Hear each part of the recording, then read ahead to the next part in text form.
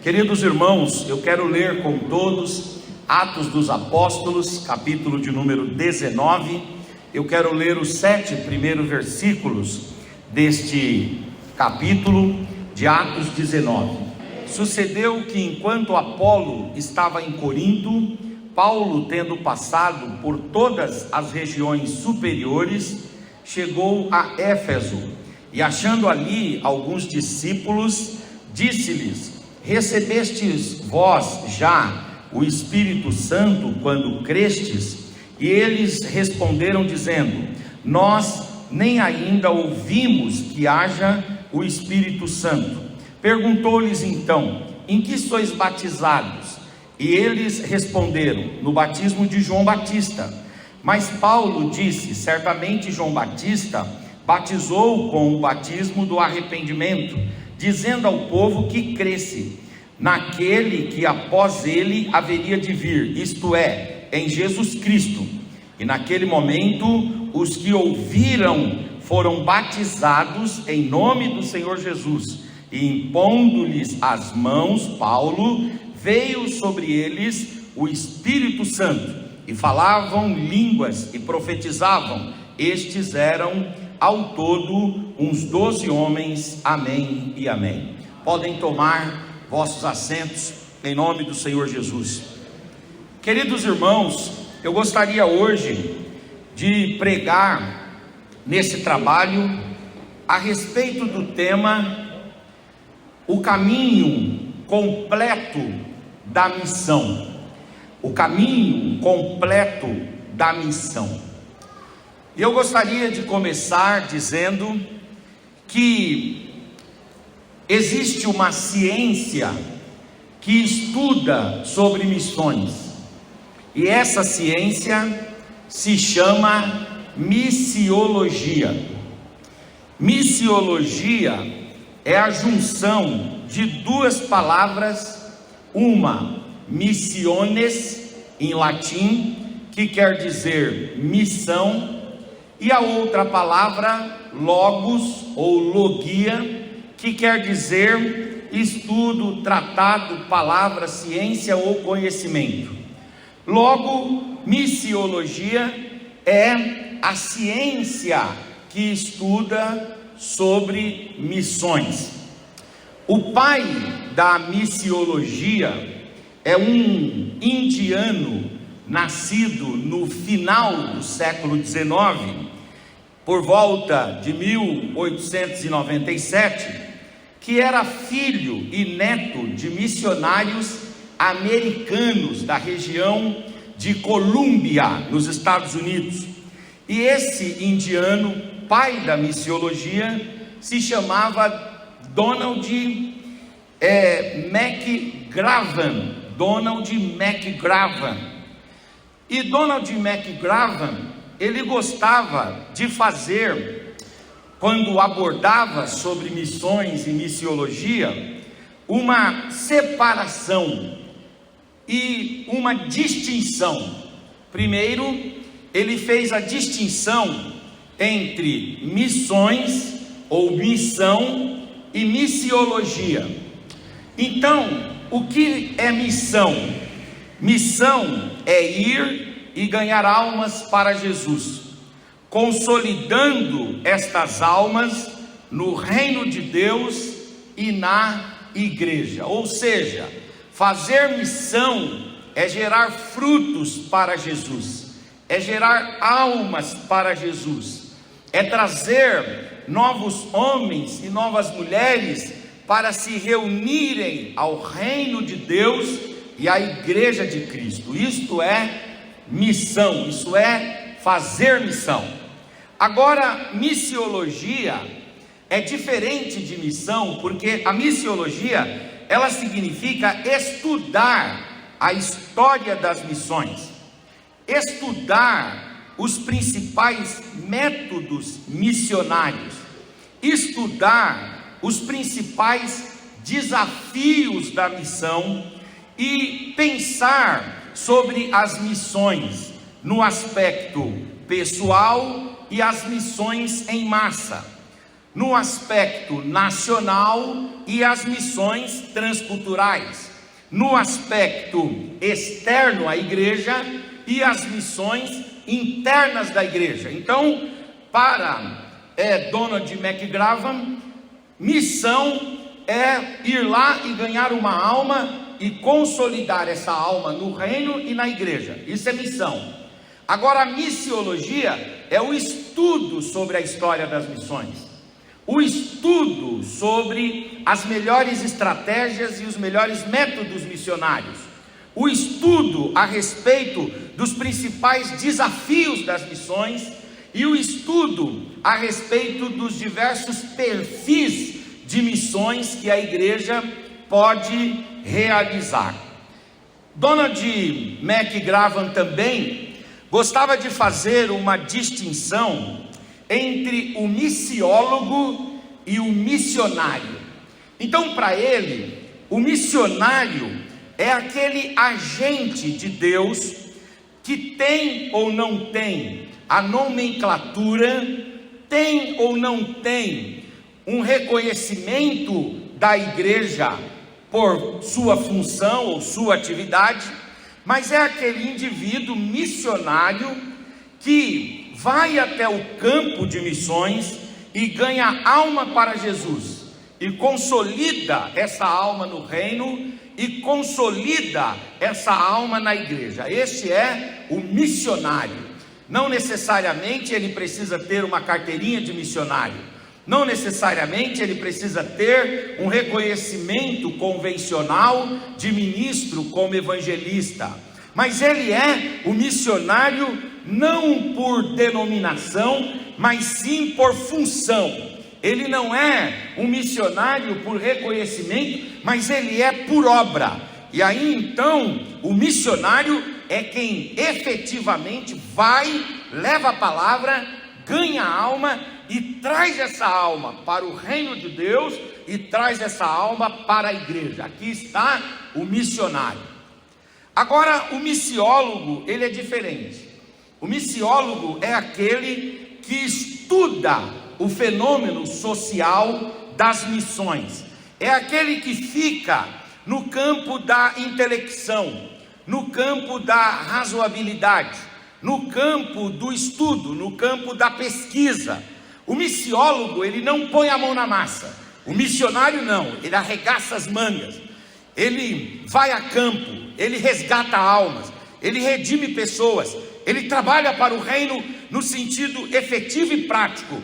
Agora, o missiólogo já faz um trabalho mais descritivo, já faz um trabalho mais de percepção a respeito dos trabalhos que as missões geram.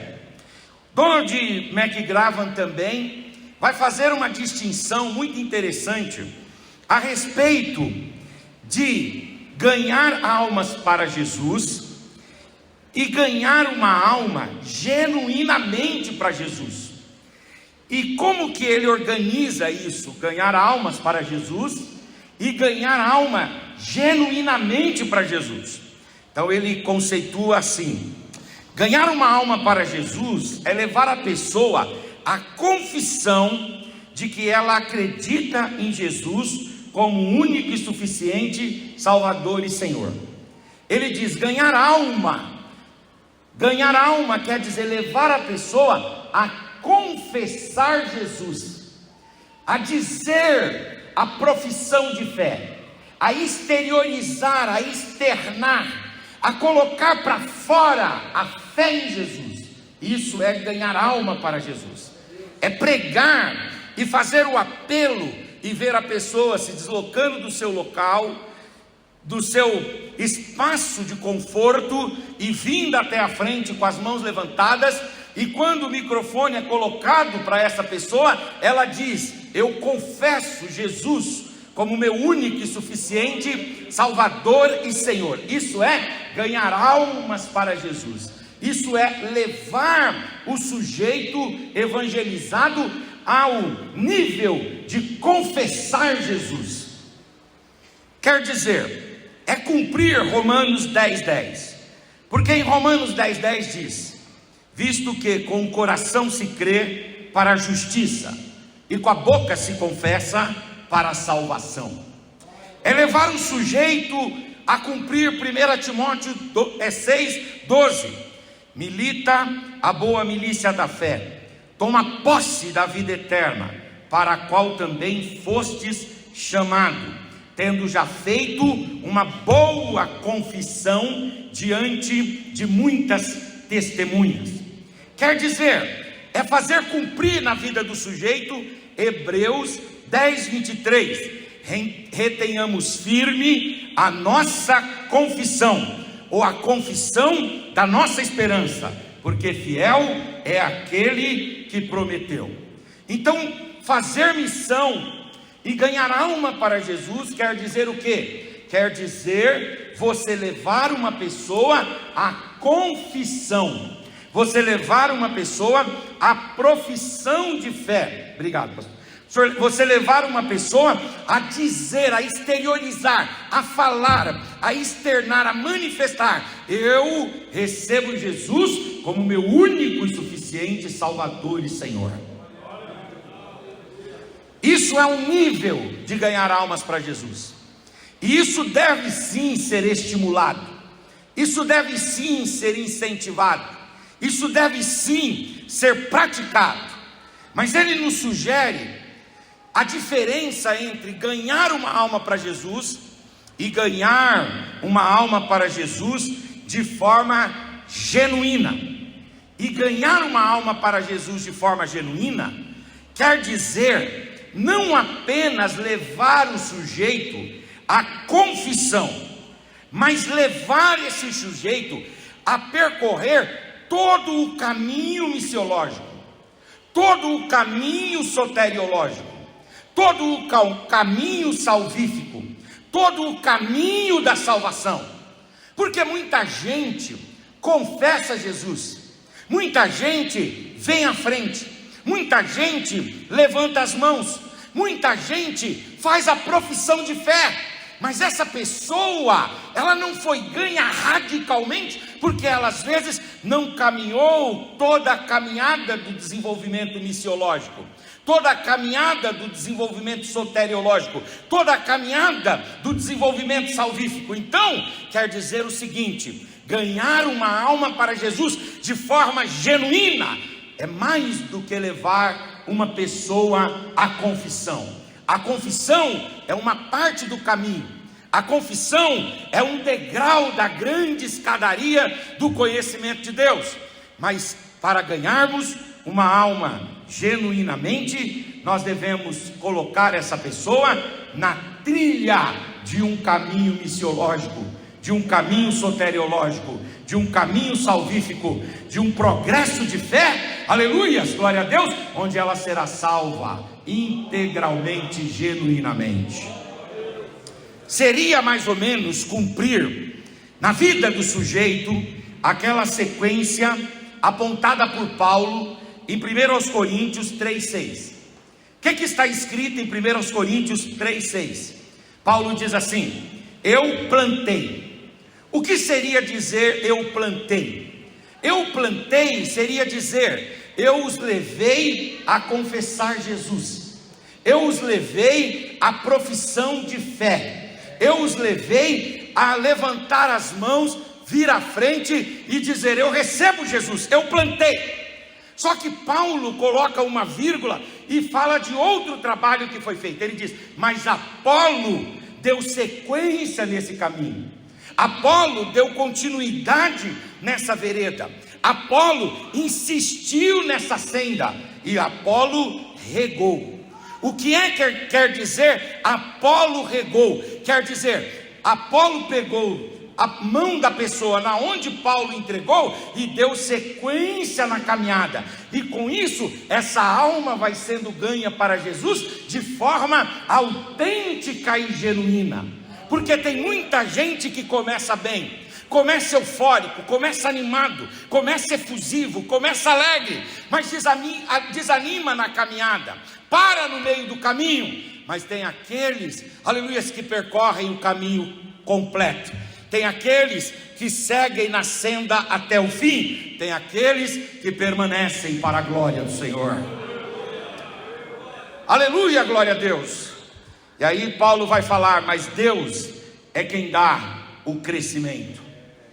Fazer isso, que é ganhar uma alma genuinamente para Jesus, seria colocar na prática a sequência dada por Jesus na grande comissão de Mateus 28, 19 e 20. O que é que Jesus fala em Mateus 28, 19 e 20? Ele diz assim: portanto, ide, fazei discípulos de todas as nações. Só que ele não para por aí. Ele diz: vocês devem também batizar em nome do Pai, em nome do Filho e em nome do Senhor. E vocês não podem só batizar. Ele diz: vocês devem ensinar a guardar todas as coisas que eu vos tenho mandado. E vocês não podem só ensinar, vocês têm que introjetar esperança, porque eu estarei convosco todos os dias até a consumação dos séculos. Quer dizer, ganhar uma alma para Jesus no nível de levar a pessoa à confissão deve ser estimulado, deve ser provocado. Nós devemos nos sentir nesse congresso, nessa conferência, motivados a sair, levando pessoas a confessar Cristo. Mas para além desse primeiro patamar, para além destas águas nos artelhos, nós devemos convidar pessoas a se embrenharem na fé, a adentrarem profundamente nesse oceano da graça, darmos as mãos para essa pessoa e dizer: vamos caminhar pelo caminho da graça, da bondade e da generosidade de Deus. E aí nós vamos confirmar esses irmãos, entregando o pacote do Evangelho de forma completa, de forma plena. O Senhor Jesus diz: vão. Ir quer dizer preguem para o não crente, anunciem, façam discípulos. Fazer discípulos quer dizer, leve a pessoa até a confissão. Faça discípulo, leve ela até a confissão, leve-a até o momento que ela vai dizer: eu confesso, eu aceito, eu recebo. Mas não pare por aí. Jesus fala assim: vão, façam discípulos de todas as nações. Quer dizer, leve o máximo de pessoa que você puder, de todas as etnias da terra, todas as raças, todas as tribos, todas as nações, todas as línguas, todos os povos, todos os dialetos, todos os vernáculos, todos os idiomas. Se prostrem diante de Deus e confesse Cristo. Leve o mundo inteiro a confessar Cristo. Mas não pare por aí. Jesus diz: batizando-as. E batizando-as quer dizer, acompanhe-as até as águas batismais. Desça com elas nas águas batismais, por imersão, e batize-as em nome do Pai, do Filho e do Espírito Santo. E quando essa pessoa sair de lá, não larga a mão dela não. Insira essa pessoa na igreja. Faça-a pertencer à comunidade dos salvos, dos redimidos, dos reconciliados, dos perdoados, através da Eucaristia, através da ceia do Senhor. E depois você não para por aí.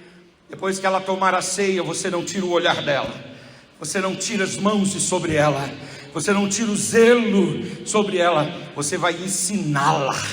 Você deve ensinar. E você deve ensinar o quê?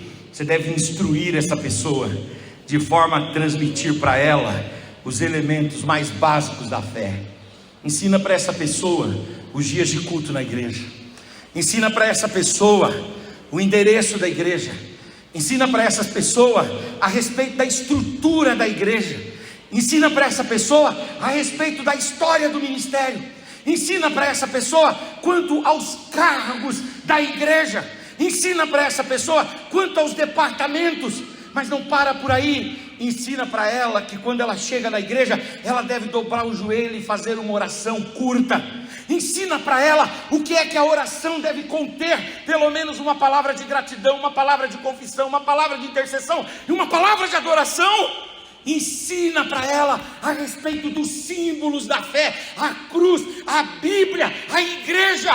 ensina para ela uns meios de graça, como o jejum, como a comunhão, como o partir do pão, e vá formando essa pessoa. Daí você não vai ganhá-la meramente no patamar de confessar, mas vai ganhá-la de forma genuína, autêntica e profunda para o Senhor Jesus e para o reino de Deus. Você pode ganhar almas apenas no nível da confissão, mas você pode receber a convocação e a provocação do Evangelho para nós esta noite, dizendo: apresente o caminho da graça todo, apresente o caminho da salvação todo, apresente o caminho da misericórdia todo, apresente o caminho, aleluias, da vida eterna por completo. E você não pode levar essa pessoa a aprender só os elementos mais básicos. Você deve ser um luzeiro para essa pessoa, você deve ser um referencial, você deve ser um paradigma, você deve ser um farol no meio do oceano, você deve ser um indicador de caminho, você deve ser uma bússola para que essa pessoa permaneça. Ou seja, você deve acompanhá-la durante toda a vida. Você deve ligar para ela, você deve orar com ela, você deve se preocupar com ela, você deve fazer o serviço por completo. Leve-a a permanecer. E não só isso, enche o coração dela de esperança. Aleluia, faça-a saber que eu estou convosco todos os dias, até a consumação dos séculos. Levante a sua mão por gentileza, levante a sua face por gentileza, levante a sua voz, abra a sua boca e dê uma palavra de adoração ao Senhor.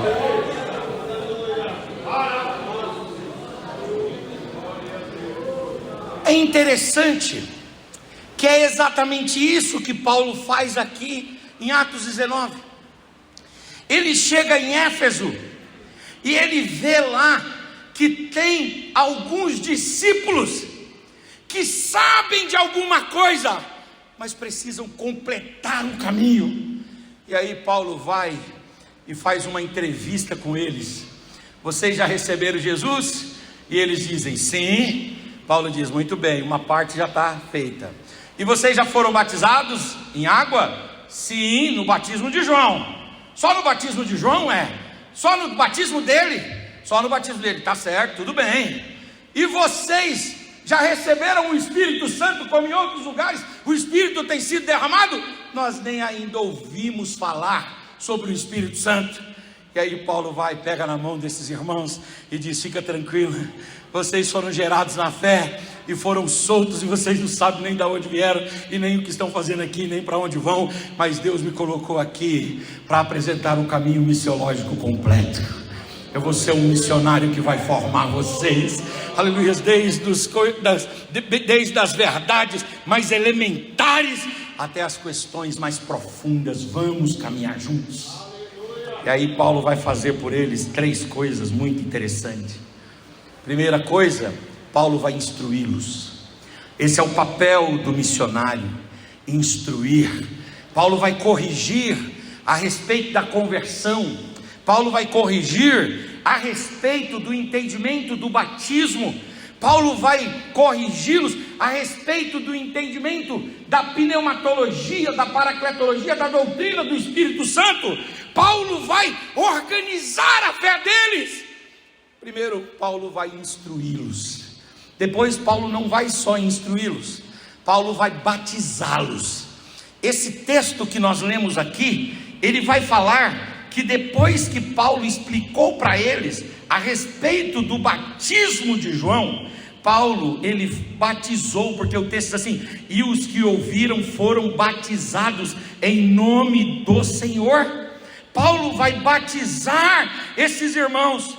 Paulo vai levá-los não só ao nível da instrução, não só ao nível da confissão, não só ao nível do entendimento, mas Paulo vai colocar a fé na prática. Ele vai batizá-los em nome do Senhor. Paulo não só vai batizá-los, depois Paulo vai impor as mãos sobre eles e ministrar sobre eles o Espírito Santo, e eles vão falar novas línguas. Aleluia, glória a Deus. E Paulo não vai deixá-los apenas, aleluia, falando novas línguas. Paulo, ele vai vê-los se tornando cristãos funcionais no reino de Deus. Aleluia. E aí, quando eles estão caminhando, Paulo sai, Apolo chega. Quando eles estão caminhando, Apolo sai, Priscila e Áquila chegam. Quando eles estão caminhando, Priscila e Áquila saem, Timóteo chega. Quando eles estão caminhando, Timóteo sai e vem João, o apóstolo, consolidar a fé desses irmãos. Ou seja, não adianta levarmos pessoas à confissão apenas quando nós temos a oportunidade de pegar na mão e dizer: eu vou forjar em você um discípulo de Jesus Cristo. Aleluia. E quando você tiver dúvida, olhe para mim. Quando você tiver dúvida, pergunte para mim. E aquilo que eu não souber, eu vou perguntar para pessoas. Mas eu não vou deixar você órfão no caminho. Eu não vou deixar você abandonado à beira do caminho. Nós vamos caminhar na caminhada na fé juntos. Nós vamos nos formar juntos, e nós vamos chegar lá juntos para a glória do Senhor. Levante a sua mão. Ora cantore machurabai. Levante a face, levante a face, levante a voz, abra sua boca, dê uma palavra. Ora cantore machurabai. Aleluias, aleluias, aleluias, aleluia, aleluia, aleluia. Aleluia. Paulo aqui, ele está copiando o Senhor Jesus, porque o Senhor Jesus tem essa métrica, o Senhor Jesus tem esse modelo. O Senhor Jesus não apenas leva pessoas a confessá-lo, mas o Senhor Jesus, ele caminha com essas pessoas e faz essas pessoas se tornarem discípulos dele, e impregna nessas pessoas os valores do reino, de uma forma tão profunda, de uma forma tão marcante, e essas pessoas passam a ser confundidas com ele, essas pessoas passam a ser perseguidas por causa dele, e essas pessoas passam a desejar morrer, aleluia, mas não abandoná-lo. Aleluia, glória a Deus, aleluia, glória a Deus, aleluia, glória a Deus, aleluia, glória a Deus, aleluia, glória a Deus, aleluia, glória a Deus. Qual é a diferença, nobres pastores, de uma igreja inchada no sentido populacional e de uma igreja de fato e de verdade, composta por discípulos do Senhor? Às vezes a igreja está inchada, está saturada, ela está hiperlotada, mas quando você chacoalha, discípulo mesmo tem poucos. Por quê? Porque ninguém pegou na mão, ninguém caminhou junto, ninguém ensinou os rudimentos da fé, ninguém formou como devia formar, e aí vão sendo cristãos que sabem de uma coisa e não sabem de outra, tem uma parte de entendimento, não tem outra parte, porque não se deram, ou não tiveram, melhor dizendo, alguém do lado ali, para orientá-los e discipulá-los, aleluia, e ganhá-los genuinamente para o Senhor. Deus está convocando aqui missionários, Deus está convocando aqui evangelistas, Deus está convocando aqui discipuladores, Deus está convocando aqui rabis e mestres, aleluia, glória a Deus. E talvez você olhe para você mesmo e diga assim: mas pastor Henrique, eu também não tenho muito, eu também não posso muito. Fica tranquilo, irmãos, porque o que nos compensa, o que nos completa é o Espírito Santo de Deus. E o Espírito Santo vai te dar destreza, o Espírito Santo vai te instrumentalizar, o Espírito Santo vai, aleluia, te dar graças. E quando você perceber, você está guiando o outro, você está sendo um exemplo, você está sendo um paradigma, você está sendo uma referência. Quantos querem receber esse chamado? Aleluia, glória a Deus. Essa é a métrica de Jesus, e eu termino a minha fala. Pega a sua Bíblia, por gentileza. Abra aí em Lucas 23, por gentileza. Lucas 23, eu quero ler do 39 até o 43. Aleluia, glória a Deus. Aleluia, glória a Deus. Esse é o modelo de Jesus. Diz assim: um dos malfeitores crucificados blasfemava contra ele, dizendo: não és tu o Cristo? salva-te a ti mesmo e a nós também. Respondendo-lhe, porém, o outro repreendeu-o, dizendo: nem ao menos temes a Deus, estando sob igual sentença?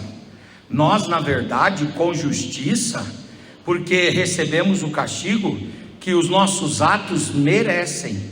Mas este Jesus nenhum mal fez. E acrescentou: Senhor Jesus, lembra de mim quando vieres o teu reino. Jesus lhe respondeu: em verdade te digo que hoje mesmo estarás comigo no paraíso. Amém.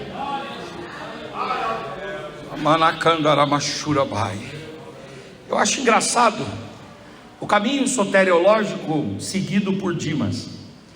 Não a Bíblia, mas a cultura cristã diz que esse ladrão aqui arrependido, chamado de o bom ladrão, ele se chama Dimas, e o mau ladrão se chama Gestas.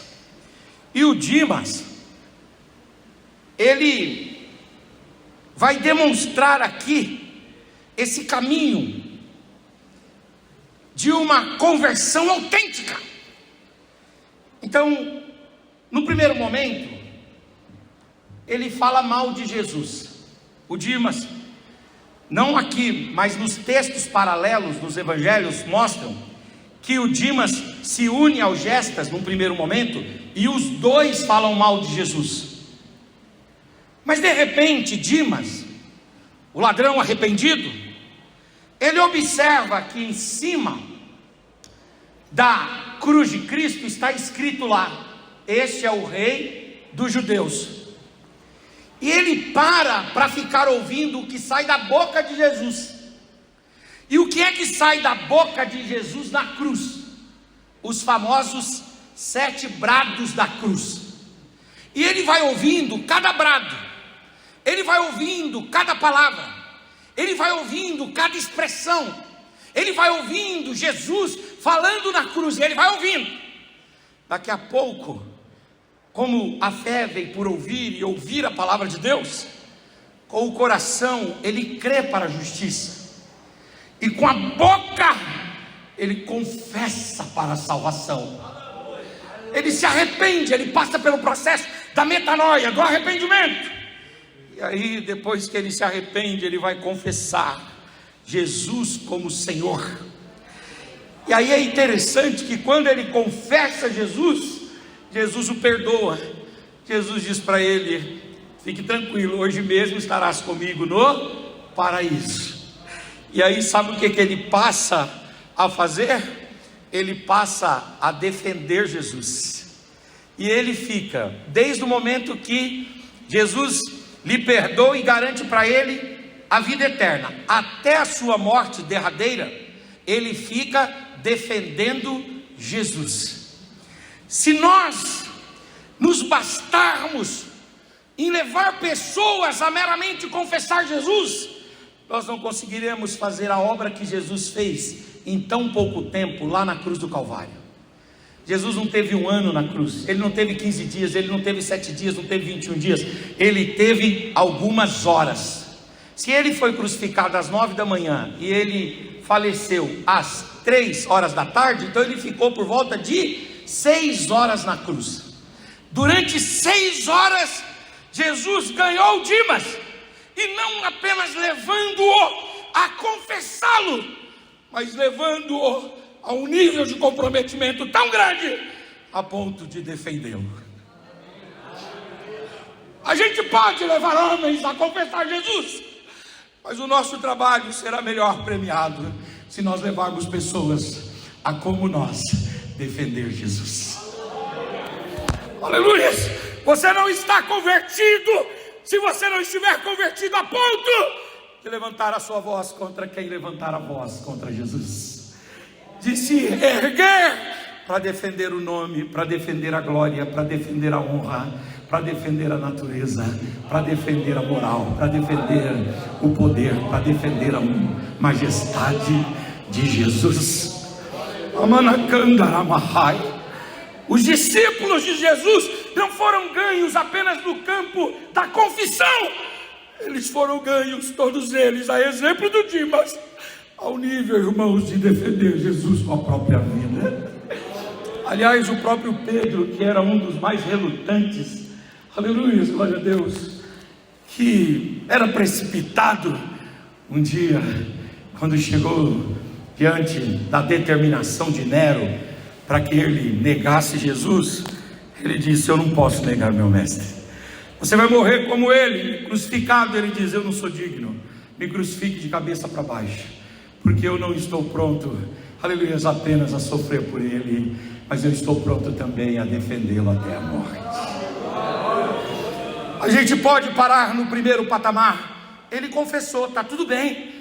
Ou a gente pode forjar discípulos de verdade, que aceitem morrer por Jesus e aceitem defender Jesus diante de tudo e diante de todos. Fica de pé no seu lugar em nome de Jesus. E eu queria que você, de forma muito gentil, pegasse na mão dessa figura abençoada que está aí do seu lado, olhasse no olho dele ou dela. Existem 3 classes de pessoas que não olham uma no olho da outra: os falsos, que devem e os que vão pedir dinheiro emprestado. Você não pertence a nenhuma dessas classes. Olha para esse irmão, senão ele vai pedir algum para você, para passar até depois do feriado. Depois do feriado eu pago. Aleluia.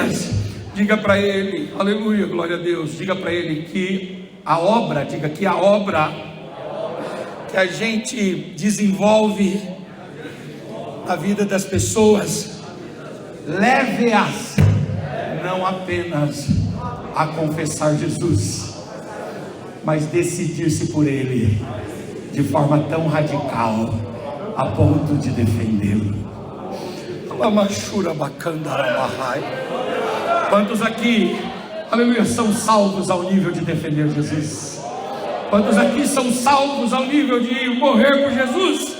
Quantos aqui são salvos ao nível de entregar a vida dizendo: aleluia, eu não nego Jesus por nada, a Ele toda a honra, a Ele toda a glória, a Ele todo louvor, a Ele toda a celebração, a Ele todo o engrandecimento, a Ele todo o cântico, a Ele todo o reconhecimento, só a Ele toda a glória.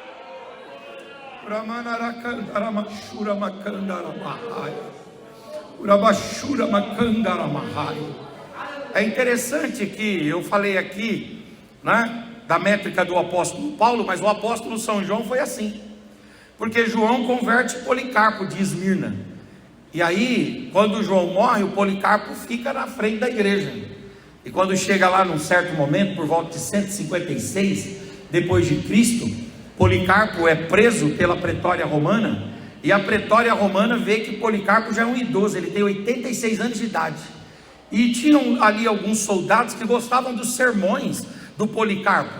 Então esses soldados chegam para ele e dizem assim: ô velho Policarpo, abandona Jesus, confessa César como Deus e está tudo bem. E aí diz que tinha lá uma pira de madeira em volta dele, e diz que ele olhou assim e disse: como eu posso fazer isso? Jesus me ganhou e me ganhou de verdade. Como é que eu posso fazer isso? Ele tem feito tanto bem para mim, Ele tem cuidado de mim nesses 86 anos da minha vida. Por favor, acendam a pira. Diz que colocaram fogo na pira e ele morreu cantando, celebrando e adorando o Senhor. Aleluia, glória a Deus. Que Deus nos leve a esse nível de relacionamento com Ele. Aleluia, glória a Deus. Que Deus nos leve a esse aprofundamento no relacionamento com o Senhor, e que nós levemos também vidas, não apenas a confessar Jesus, mas a defendê-lo para a glória do Senhor. Deus quer levantar missionários aqui, Deus quer levantar evangelistas aqui, Deus quer levantar ganhadores de almas aqui, Deus quer levantar discipuladores aqui. Não sei se vocês já leram alguma obra do Walt Whitman. O Walt Whitman, ele disse que ele foi pastoreado ou discipulado por uma senhora, e a senhora era uma mulher tão brava que ele falou assim: um dia ela me deu um tapa quando eu cheguei e disse assim: eu vou abandonar Jesus. E aí ele disse: eu nunca recriminei por causa disso, Eu sei que ela não usou ali o método mais adequado, mas o que ela queria me dizer é que nada e nada pode fazer com que a gente abandone o Evangelho. O Altmani foi preso, ficou preso 39 anos, mas mesmo preso, ele serviu ao Senhor. Ele foi liberto e deixou uma igreja poderosa na China. Hoje os coralistas aqui cantaram um hino, e o sobrenome do rapaz, ou o nome do rapaz, é Livington Farias, né? Os coralistas cantaram aqui o nome de Livington Farias. E esse Livington Farias, ele faz a gente lembrar o maior missionário inglês que pregou na África, David Livingstone. E o David Livingstone, ele pregou na África durante muitos anos. E aí um dia ficaram sabendo, a agência missionária ficou sabendo que o David Livingstone estava doente. E aí quiseram levá-lo embora. E aí os nativos da África disseram: não, deixa o doutor David Livingstone aqui, deixa ele aqui, porque ele é um homem que o coração dele se confunde com esse lugar. E aí depois o David Livingstone morreu, a missão foi avisada, veio buscar o corpo. Quando chegaram lá para sepultar, não tinha o coração dele. E aí, por que não tinham? Porque ele orava perto de uma árvore, e aí os nativos tinham ouvido ele falar que o coração dele estava na África, e que quando o corpo dele fosse retirado, o coração era para ser enterrado ali. Foi enterrado onde ele se reunia todas as tardes com o seu mestre, com uma Bíblia velha, cantando e celebrando o Senhor. Que Deus levante missionários aqui, que Deus levante evangelistas aqui, irmãos, homens e mulheres que coloquem o coração nesta causa, homens e mulheres que levem outros a amarem Jesus a ponto de aceitar morrer por Ele. Essa noite é noite de festa. Aleluia, pega na mão desse irmão aí, em nome de Jesus. Aleluia, glória a Deus. Aleluias, glória a Deus. Aleluias, aleluias. Que Deus volte a acender a chama missionária, a chama evangelística em nossos corações. Aleluias, que Deus nos inflame, irmãos, que nós sejamos incendiados para onde estivermos. Falemos com a autoridade do Evangelho, da palavra de Deus, e almas virão ao Senhor. Almas virão ao Senhor.